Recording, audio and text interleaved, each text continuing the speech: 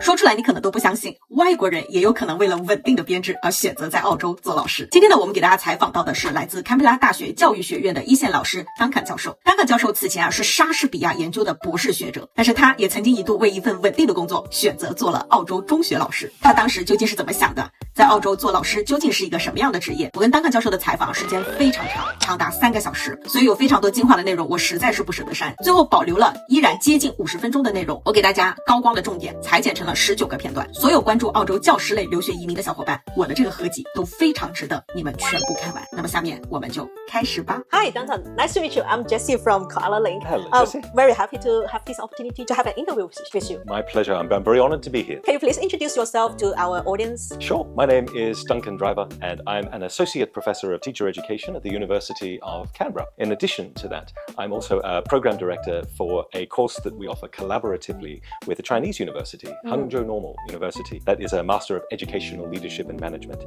And I'm lucky that this course allows me to come to China every year for teaching purposes.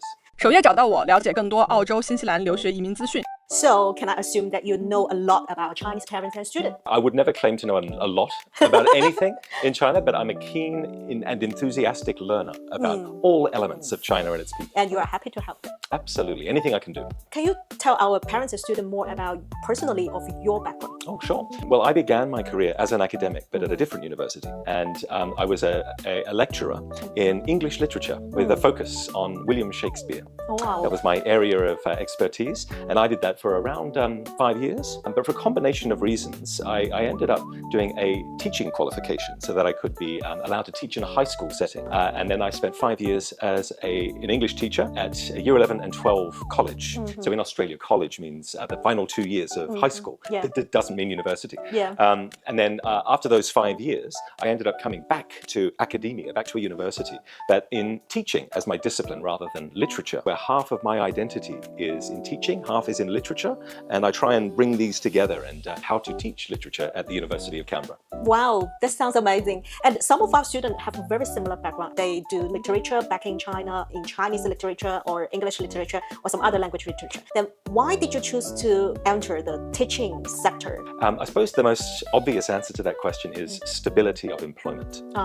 So while I was able to find work as a lecturer in English literature, it was frequently on short-term contracts. Okay, it's not stable. Yeah, it wasn't particularly stable, and I'd reached a point in my life where I was married and we wanted to get a house, we wanted to have children, all the things that young people want to do. So I looked for a more stable profession, job, and I was lucky that because I was qualified with a PhD, I was able to get permanency as a high school teacher very easily. Yeah, this is also the reason that some of my students choose to enter the teaching sector as well.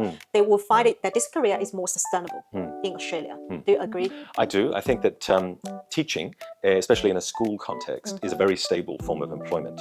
So I would not be unique in being offered a permanent job before I'd ever taught one high school class. I think some people find that they need to accept a contract position and eventually that leads to permanency. But many people I know, like me, were offered a permanent job right from day one. Wow, that's a very inspiring news. Would you say that your background is very representative among the teaching staff in UC?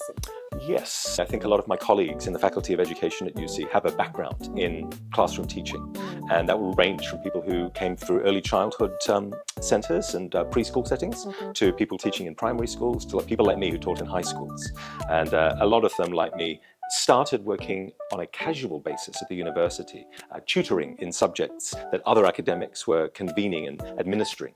And like me, they found that the experience doing some casual academic work led to an offer of more complete academic work and then an ongoing position as a lecturer or senior lecturer or associate professor or professor.